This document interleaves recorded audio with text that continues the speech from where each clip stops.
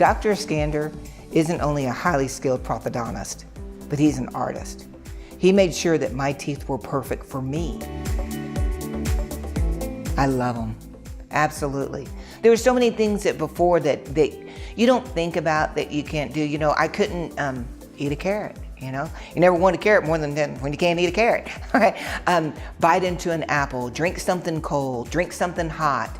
You know, all those different things that you take for granted. Once with the permanent ones, there is no setback. I can eat a steak and not cut it in small little pieces. I can, a pork chop just right off the bone, apples, carrots, celery, anything, nuts, walnuts.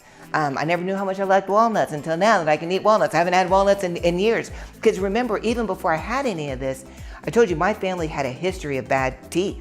So there was no eating this stuff.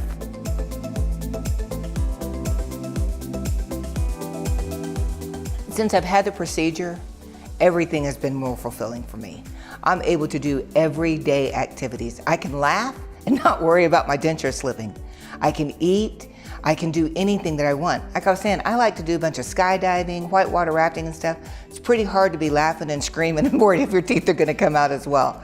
So it makes it much, much easier. I'm able to do all these things with my kids, enjoy dinner with them, not have to worry about cutting my steak up in teeny tiny pieces or shaving the corn on the cob off so that I could eat it.